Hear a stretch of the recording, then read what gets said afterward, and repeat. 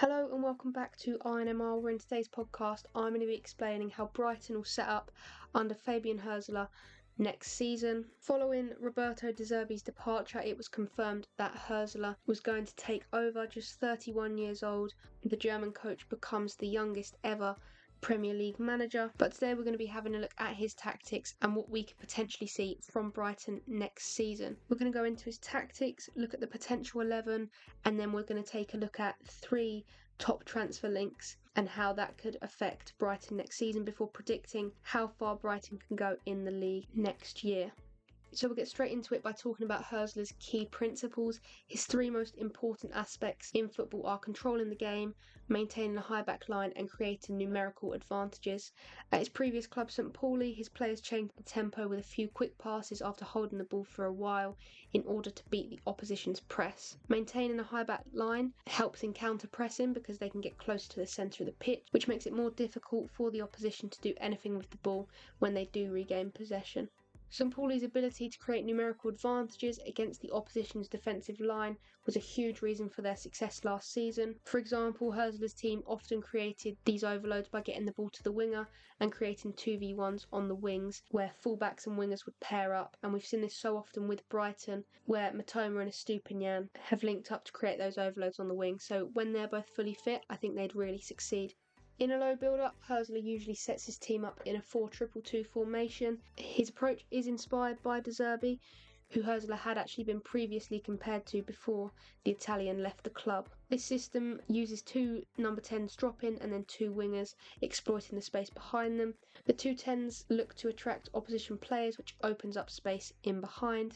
And if we take a look at how that will look in a Brighton side, you'd see Pedro and Welbeck dropping in. Obviously, once the attacks happened, only one of them would need to go in. But initially, both Pedro and Welbeck would drop in, leaving loads of space for Matoma and either Minte or Solly March on the right-hand side.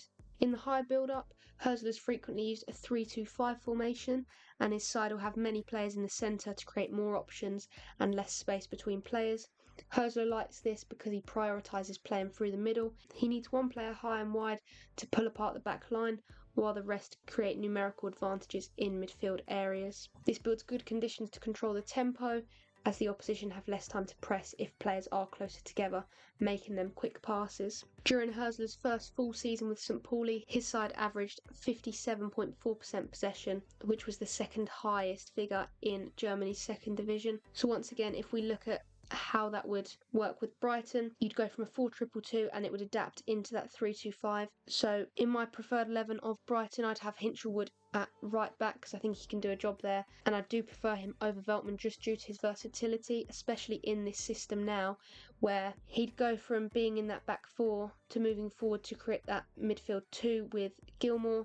Estupiñán, Dunk and Van Hecke would shuffle across to form the back 3, and Gross would move forward to join the attacking 4 to create that 5. If there was a game where this was inevitably going to be used a lot, you'd probably start Igor at left back just because of how often you'd be actually becoming a back 3. Then you'd have 3 out and out defenders, but I do think Igor can do that job at left back, and he's another one that would suit this to a T alongside Hinchelwood. In terms of the defensive approach, Hurzeler emphasises aggressive play without the ball. His team often go man for man while pressing intensely, which has led to numerous goals from high turnovers. In a lower press, Brighton would set up in a 5-2-3, maintaining a mid-block to stay compact. They'd be narrow and force the opposition wide, which we've seen under De Zerbi, and then when not pressing at all, they'd shift into a 5-4-1, where the 2 wingers in that front 3 would drop into the midfield line. Hurzeler implements the high back line again to minimise space between defence and midfield, and by being consistent with keeping that offside line, you wouldn't get caught out by pacey forwards, which obviously there are in abundance in the Premier League. Last season, St Pauli ranked 8th in the league for passes per defensive action, indicating their selective high pressing. In terms of their attacking approach, Hurzeler's St Pauli side excelled in keeping possession, recording the second most passes in the league last season. The 31-year-old likes creating central overloads during attack, but can also use the wide areas when necessary to catch out opponents. When the ball's out wide, St Pauli's midfielders made delayed central runs, leading to them having lots of shots from outside the penalty area. This approach benefited Marcel Hartel at St Pauli. He scored 17 league goals last season, and at Brighton I think Pascal Gross would follow suit and score quite a few goals from here. And if he's not going to shoot, he'd set somebody else up, so I can see Gross getting loads of goals and assists once again next season. In terms of linking the play with the striker, Hurzeler encourages his number 9 to drop deep in the build-up, facilitating various attacking options. This movement allows the striker to pass to attacking midfielders in pockets of space or make quick passes to wingers. If a centre-back follows the drop-in striker, it can create space in behind for other players to exploit, which is something we've seen Matoma do quite a lot when João Pedro drops deep. Hurzeler encourages his players to find attacking midfielders in the pockets, leveraging their numerical superiority in midfield. They look for line-breaking passes from defence to the midfield, who can then drive at the defence. St Pauli's attackers and midfielders constantly make runs in behind the defence, preventing their opponents from playing a high back line. In the final third, Hurzeler's teams excel at exploiting the space between opposition centre-backs and full-backs, particularly through underlapping runs from the attacking midfielders. The wingers draw the defenders wide, creating gaps for midfielders to run into and either cross the ball into the box or challenge defenders one-on-one down the byline. This approach disrupts the opposition's defensive shape and opens up many attacking opportunities. Hurzeler also ensures that multiple players are positioned outside the box to capitalise on cutbacks, maintaining pressure on the defence as well. His approach often involves creating numerical overloads in the box, which forces defenders to make difficult decisions and often leave attackers unmarked. Overall, I think that Hurzeler seems to be an ideal fit for Brighton, as his approach is fairly similar to De Zerbi's, but there's a bit of extra stuff added that makes it different to what I've personally seen before in the Premier League. Hurzeler's blend of defensive solidity and creativity in attack is going to bring new and exciting ideas to the South Coast, and I think Brighton's playing style is only going to be made better by his ideas. And my favourite part is the way that those such varying formations can adapt into each other so quickly. The idea of that back four becoming a back three and Hinshelwood playing a key role in midfield this season, which of course is actually his strongest position, is something that's really exciting to me personally, and once he's fully fit I think he's going to do really well. So this is how we'd potentially set up. Of course this is a 4-2-3-1. I think this is how it would be displayed before kick-off. This isn't actually how Brighton would play, but that's how it's looking so far. Obviously no other confirmed signings as of yet, so I'm not going to add them in just yet. I personally prefer Estupiñán over Barco. In terms of prime Estupiñán, I do believe he's better. Duncan Van Heck, solid partnership for Bruggen. If we can hold on to him, he's going to be superb this season. Hinshelwood at right back, it's believed that Gross is going to be staying now, so he'd stay there with Billy Gilmore. I really like Pedro just in behind Welbeck, so I've put that there. But obviously you could not play Welbeck and put Pedro as the out-and-out 9 and then having Ciso in the cam. If we do sign that Mats Wifer from Feyenoord, you'd put Gross higher up, play Wifer with Gilmore. Matoma on the left-hand side, Minte on the right, of course, when March is fully fit, that's more competition there. Sim on the Dingrub, Buonanotte, there's so many options in attack now. We've got Osman that's just joined as well. Minte is the main one that I'm looking forward to, and I have recently written an article about him, so any Brighton fans that are listening to this, I recommend going to read this on inmr.journalist.co.uk. It's all about Minty's season last year at Feyenoord and sort of what to expect from him. Newcastle really reluctantly let him go, and there's a reason for that. He looks really, really good, a winger with loads of potential. So yeah, you can go and read that on my website right now. The link for that will be in the description, and he is one of just many signings coming Brighton's way. We're going to have a look now at the top 3 players that we're linked with at the moment, starting off with somebody I've just mentioned in Mats Wifer, currently playing at Feyenoord. This one looks like a really close deal. Personal terms all but agreed. The player wants to join Brighton. It's just a case now of Feyenoord and Brighton agreeing a fee. Hurzeler's approved the transfer, and as I said, he would suit this system really well. He's a well-rounded player and a massive signing. He's valued at around 30 million, and he was one of Feyenoord's best players under Arne Slot last season. Liverpool do want him, and Slot is the person sort of pushing for that move because he knows how good this guy is. Fulham are also interested alongside AC Milan, but Brighton are the favourites. And this is looking like it's going to be a really good deal for Brighton, and one that's going to hopefully lead them back to European football next season.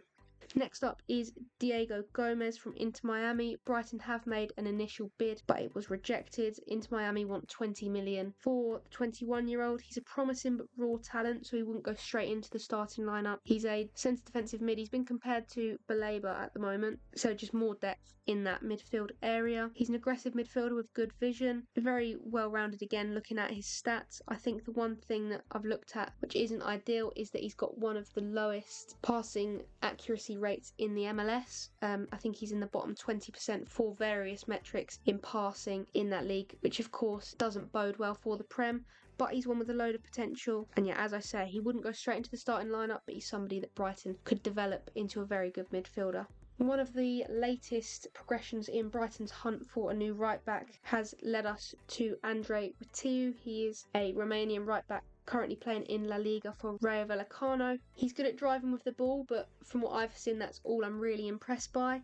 Statistically, he's been defensively poor in La Liga, and his final product post-dribble just isn't good enough. If you look at his progressive carrying stats, he's in the top 10%, but after that, his crossing and his passes in the final third haven't been successful. And in this system, where fullbacks and wingers can quickly switch the play if they spot an overload on the other side, I can't see him succeeding in that. I would personally prefer Kyle Walker-Peters, who we have been linked to, but this is a much more unlikely deal to be completed because bigger clubs are also hunting for his signature. But for me, Ratiu, I'm not interested. I think Veltman and Hinshelwood are better options at right back. This wouldn't really be improving it. So it's a no from me for this move, but the other two I'm feeling quite positive about. And of course, if we could get Kyle Walker-Peters, that would be absolutely brilliant. So looking at how the starting 11 could look with these 4 potential signings, obviously, as I said, Kyle Walker-Peters isn't likely, but if he could be in that team, that would be outstanding. And that's looking really positive. Once again, appears to be a 4-2-3-1, but it would all adapt into the 4-2-2 and then the 3-2-5, and that is a team that looks ready to push for Conference League or even Europa League once again. So my prediction for how far we can go this season, I do believe that a top 10 finish is going to happen for us. I think the push for Conference League is dependent on injuries. I think we could have done it this year, but just the sheer amount of injuries and bad luck with the timing of them is what cost us in the end. Depending on whether we get some of these signings as well, the squad depth is going to be a big thing, and of course holding on to key players. Bart Verbruggen is having a fantastic Euro campaign. I do think he's going to be a wanted man after Euro 2024, and Pascal Gross, his time seems to be ending at Brighton. Reports have assured that he won't be leaving, but there's no guarantees. Frankfurt have been linked with him, and so have Borussia Dortmund. They're really strong links for him to go there, so I think a move is inevitable. Maybe not this season, but it's coming up, and I wouldn't be surprised if it is this year. So obviously that's a big factor that plays in as well. We've seen how much we were hurt last year with losing Caicedo and McAllister. So if we lose 2 key players again, that could impact, well, it will impact whether or not Brighton can achieve European football. That is where I'm going to end today's podcast, but there are plenty more you can go and listen to right now. You can also go and visit my website, which I spoke about earlier. There are loads more reports as well as that one on Yankuba Minte. That is inmr.journalist.co.uk. You can explore all of that. There's analysis pieces, features, match reports, interviews with professional players. The list goes on. There's so much on there. And if that's not enough, you can follow INMR on both Instagram and X. Thank you very much for listening, and I will see you in the next one.